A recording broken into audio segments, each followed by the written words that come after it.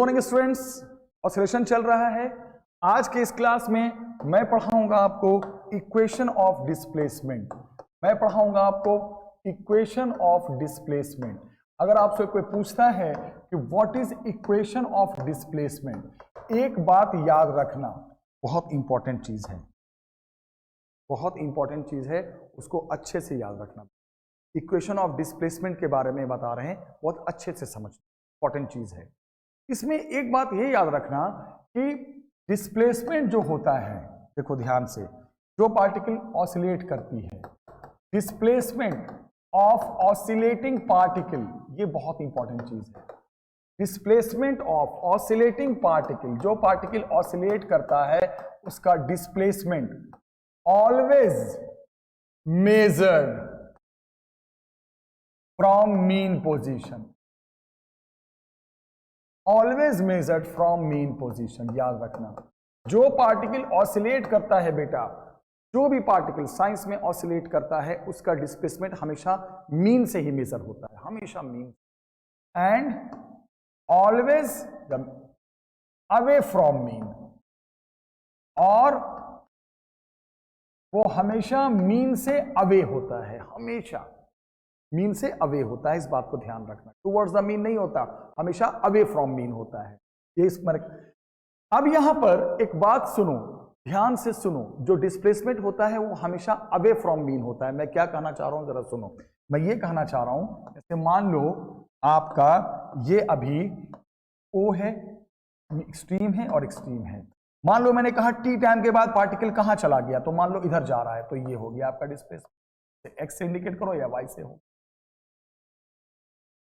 या इधर जा रहा है तो इधर होगा, मान लो। मतलब डिस्प्लेसमेंट हमेशा मीन से ही मेजर होता है, मीन से। क्या शुरुआत आप मीन से करो, एक्सट्रीम से करो, वो अलग बात है, that is different thing. But displacement कभी भी मेजर होगा तो वो मीन से ही मेजर होगा, और वो हमेशा अवे फ्रॉम मीन होगा, मीन से अवे होगा। दिख तो रहा है, मीन से अवे होगा, ये याद रखना। Always away from mean and always measured from mean, mean से ही मेजर होता है, कितनी दूरी पे, वो मीन से ही मेजर होता है। और जरा सुनो बेटा, डिस्प्लेसमेंट को आपकी मर्जी है, डिस्प्लेसमेंट को आप एक्स से इंडिकेट करो, वाई से इंडिकेट करो, कोई फर्क नहीं पड़ता, किसी से भी मान लो, it doesn't make any difference, कुछ भी है। तो मान लो डिस्प्लेसमेंट एक्स या वाई, कितने टाइम के बाद, कुछ भी किसी टाइम के बाद, एट एनी टाइम टी, किसी भी टाइम टी के बाद डिस्प्लेसमेंट आपका एक्स या वाई, जो भी मानना है मान लो, ठीक है, जो कि मीन से ही अवे होगा, दूर की तरफ होगा। तो डिस्प्लेसमेंट के दो इक्वेशन है, मेरी बात आप ध्यान से सुनो।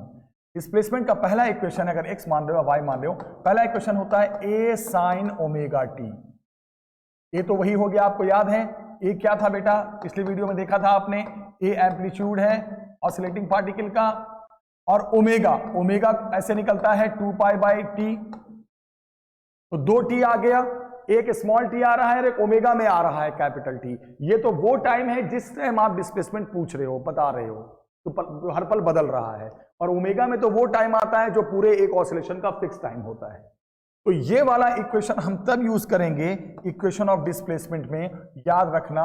ये वाला कब यूज करते हैं, जब आपका जो पार्टिकल है, याद रखना बेटा, साइन का कर्व याद है, साइन का पिछला, साइन कहां से शुरू होता है, मिनिमम से। तो when particle start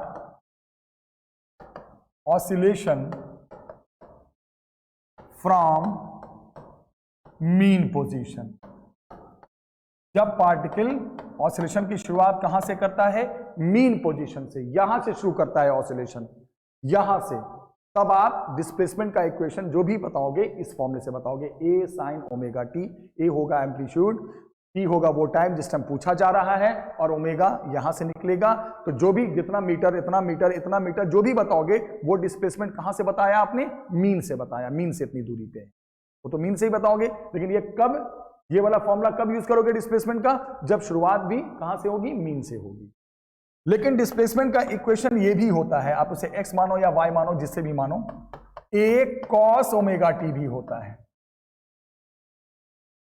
a cos omega T भी होता है। उससे पहले एक बात बताओ बेटा, अगर आप ये वाला इक्वेशन यूज कर रहे हो, किसका, डिस्प्लेसमेंट का, a sin ओमेगा टी से निकालते हो, तो ग्राफ कैसे बनेगा, पता है ना आपका डिस्प्लेसमेंट का। अगर मैं ग्राफ पूछ दूं किसके साथ ग्राफ पूछ दूं?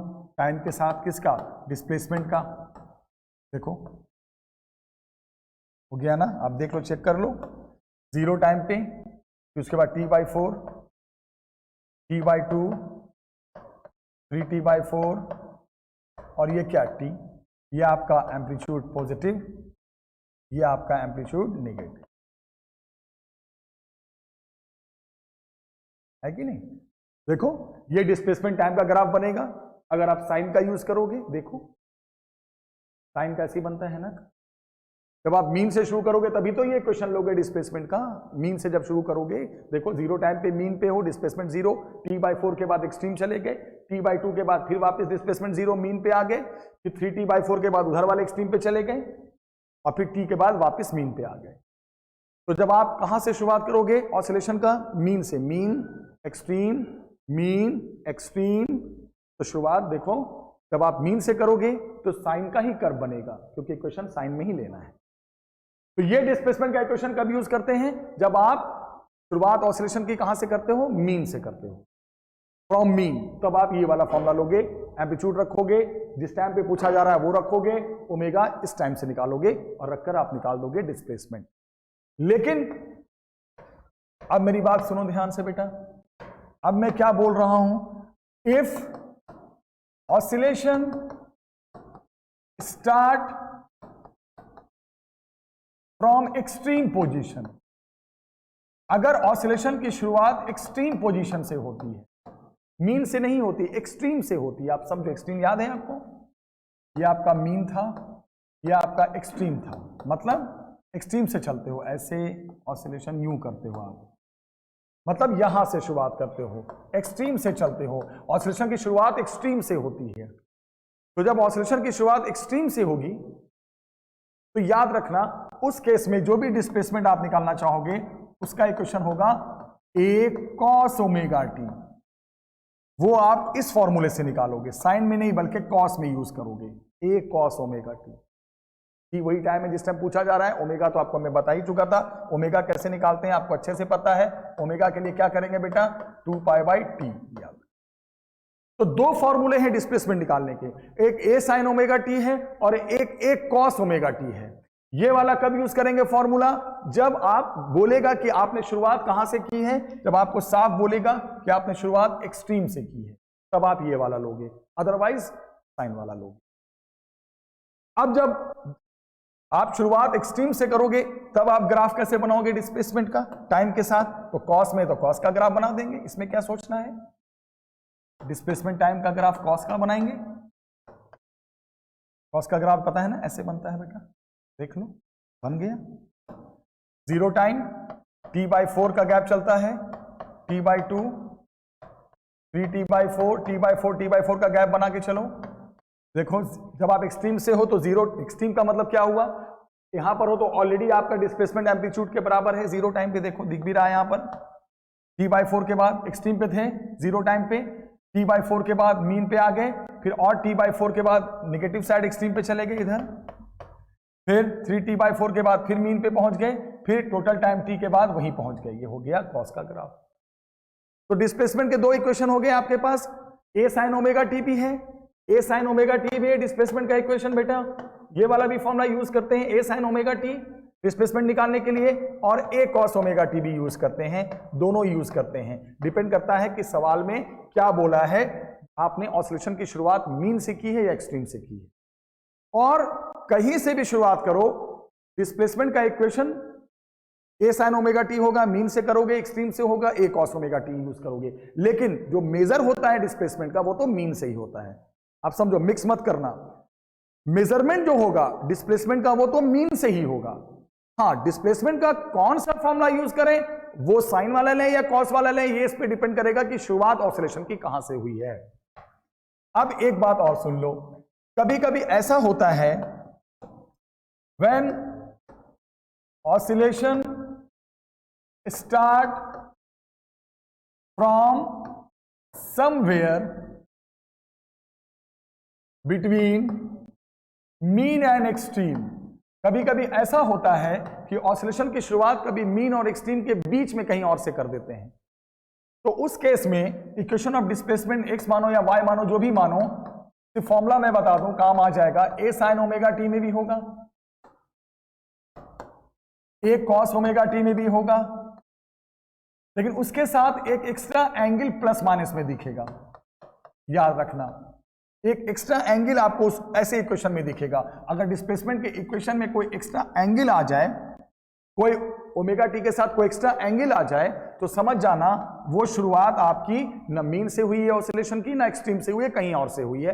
वो साइन में भी हो सकता है, कॉस में भी हो सकता है, बस फाई एक्स्ट्रा आ जाएगा प्लस माइनस में। इस फाई को कहते हैं इनिशियल फेज। ये इक्वेशन डिस्प्लेसमेंट का स्पेशल केस में होता है। सिर्फ मीन से हो तो डिस्प्लेसमेंट के लिए a sin omega T, stream से शुरू कर रहे हो तो a cos ओमेगा टी, और कहीं और से कर रहे हो तो साइन कॉस में होगा, एक स्टार्टिंग में एंगल आ जाएगा फाई, वो इनिशियल फेज कहलाता है। इसके साथ ऐड हो जाएगा या सब्ट्रैक्ट हो जाएगा। अब जैसे लास्ट में आपको इसको क्लियर कर दूं, एक छोटा सा क्वेश्चन करा दूं। क्वेश्चन ये है, किसी ने पूछा find displacement of oscillating particle, find displacement of oscillating particle at t is equal to t by 3। जिस टाइम पे पूछा है वो टोटल टाइम पीरियड का 1/3 है। if starting oscillation from extreme position, देखो ये पॉइंट बोल दिया उसने जो ऑसिलेशन की शुरुआत की है वो कहां से की है बेटा, एक्सट्रीम पोजीशन से की है। साफ बोल दिया है कि उसने एक्सट्रीम पोजीशन से शुरुआत की है। तो मैंने क्या कहा, डिस्प्लेसमेंट x मानो या y मानो, जो भी मानो वो आपकी मर्जी है, x से करो या y से करो। अब शुरुआत कहां से की है, उसने एक्सट्रीम से की है। मैंने क्या फॉर्मूला बताया था, जब एक्सट्रीम से शुरुआत करें तो a cos ओमेगा t बताया था ना, निकालने का फॉर्मूला। एम्पलीट्यूड के ही टर्म में आंसर देना है, और उसने ये भी बोल दिया है कि एम्पलीट्यूड इसका a है, कोई वैल्यू नहीं दिया उसने बोल दिया है कि एम्पलीट्यूड इसका a मानो। चलो, तो अब कैसे पता चला कि हम a cos ओमेगा t में ही क्यों ले रहे हैं, उसने बोला है शुरुआत उसने एक्सट्रीम से किया है। चलो भाई, क्या आ गया, a cos ओमेगा को क्या खोल दोगे, 2 पाई बाई कैपिटल T, और इंटू किस टाइम पे पूछा है, देखो t बाई 3, यहां पे t बाई 3 कितना आ गया बेटा, a cos 2 pi by 3, t और t कट गया। ये कितना आ गया, cos 120, cos 2 पाई बाई 3 का मतलब क्या होता है, cos 2 पाई बाई 3 का मतलब हो गया cos 120, 360 से कट के देखो ना 120, cos 120 की वैल्यू होती है -½ कितना आ गया आंसर, -½ यानी कि -a/2। सर इतने टाइम के बाद ऑसिलेटिंग पार्टिकल का डिस्प्लेसमेंट -a/2, -a/2 का क्या मतलब हो गया, बताओ जरा बेटा। ये आपका मीन, ये आपका एक्सट्रीम।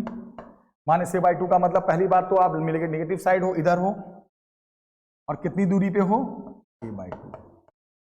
ये आपका डिस्प्लेसमेंट हो गया इतना। माइनस बता रहा है इधर हो आप, और a/2 कितनी दूरी पे हो। लेकिन एक बात ध्यान देख रहे हो, शुरुआत कहां से किया वो अलग बात है, लेकिन जो डिस्प्लेसमेंट मेजर हुआ है वो तो आप इधर से ही, वो तो आप मीन से ही शो करोगे, वो तो मीन से ही मेजर हो रहा है। ये जो डिस्प्लेसमेंट आया वो इधर से थोड़ी है, वो इधर से ही है। शुरुआत कहां से हुआ, वो शुरुआत मीन से हुआ या एक्सट्रीम से हुआ, इससे इक्वेशन डिसाइड होता है। लेकिन जो आंसर आया डिस्प्लेसमेंट का वो तो मीन से ही मेजर हो रहा है, वो तो मीन से ही शो होगा, मीन से इतनी दूरी पे है, -a/2। तो बेटा आज के इस लेक्चर में मैंने इक्वेशन ऑफ डिस्प्लेसमेंट फाइनल कर दिया। अगले वीडियो में मिलते हैं नए टॉपिक के साथ, तब तक लाइक करो, शेयर करो, टेक केयर, बाय बाय।